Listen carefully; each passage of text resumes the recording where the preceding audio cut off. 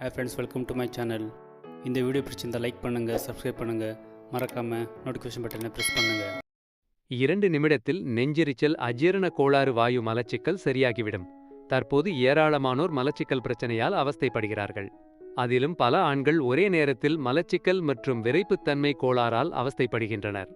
இதை பார்க்கையில் மலச்சிக்கல் தான் விரைப்புத்தன்மை பிரச்சனையை உண்டாக்குகிறதோ என பலருக்கும் தோன்ற வைக்கிறது. ஆராய்ச்சியாளர்களால் இன்னும் இதற்கான விடையை கண்டுபிடிக்கவில்லை. ஆனால் மலச்சிக்கல் தான் விரைப்புத்தன்மை பிரச்சனையை உண்டாக்குகிறது என ஆயுர்வேதம் கூறுகிறது.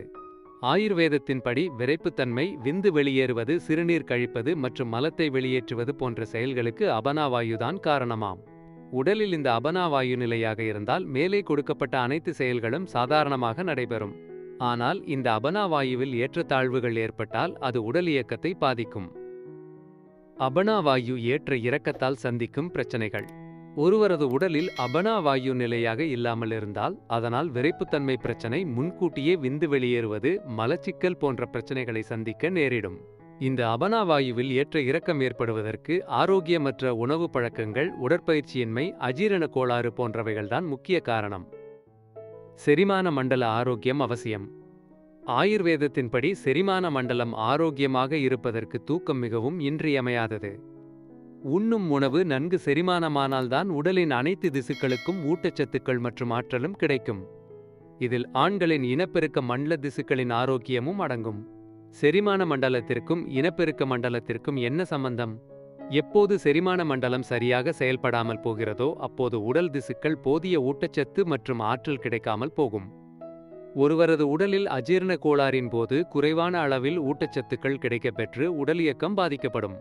அதில் முதன்மையாக பாதிக்கப்படுவது இனப்பெருக்க மண்டலம்தான். ஊட்டச்சத்து குறைபாடு. இனப்பெருக்க மண்டலத்திற்கு போதிய ஊட்டச்சத்து கிடைக்காமல் போகும்போது விரைப்புத்தன்மை பிரச்சனை மற்றும் முன்கூட்டியே விந்து வெளியேறும் பிரச்சனைகளை சந்திக்க நேரிடும். ஆகவே செரிமான மண்டலத்தை ஒருவர் ஆரோக்கியமாக வைத்துக் கொண்டாலே விரைப்புத்தன்மை பிரச்சனை ஏற்படுவதை தடுக்கலாம். இந்த வீடியோவில் செரிமான மண்டலத்தை ஆரோக்கியமாக வைத்துக் கொள்வதற்கான சில டிப்ஸ் கொடுக்கப்பட்டுள்ளது. டிப்ஸ் 1.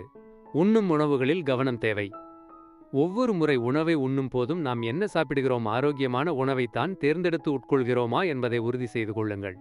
அதேபோல் எவ்வளவு சாப்பிடுகிறோம் என்பதையும் கவனியுங்கள். டிப்ஸ் 2.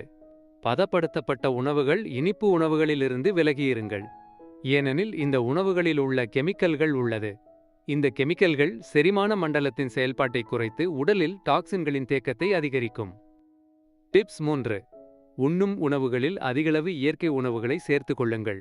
பழங்கள் மற்றும் காய்கறிகளை அதிகம் சாப்பிட ஆரம்பித்து எண்ணெய் உணவுகளிலிருந்து விலகியிருங்கள். ஆரோக்கியமான உணவுகளை தேர்ந்தெடுத்து உண்பதன் மூலம் டாக்சின்கள் உடலிலிருந்து வெளியேற்றப்படும். டாக்சின்கள் வெளியேறிவிட்டால் உடலின் அனைத்து உறுப்புகளும் சிறப்பாக செயல்பட ஆரம்பிக்கும். டிப்ஸ் 4. விரைப்புத்தன்மை பிரச்சனை, அஜீரண கோளாறு மற்றும் மலச்சிக்கலால் ஏற்படுவதால் சரியான உணவுகளை தேர்ந்தெடுத்து சாப்பிட ஆரம்பியுங்கள். குறிப்பாக மலத்தை இறுகச் செய்யும் உணவுகளை அறவே தவிர்த்திடுங்கள். நார்ச்சத்துள்ள உணவுகளை அதிகம் சாப்பிடுங்கள். தேங்க்யூ ஃபார் வாட்சிங் மை வீடியோ. இந்த வீடியோ பிடிச்சிருந்தால் லைக் பண்ணுங்கள், சப்ஸ்கிரைப் பண்ணுங்கள், மறக்காமல் நோட்டிஃபிகேஷன் பட்டன் ப்ரெஸ் பண்ணுங்கள்.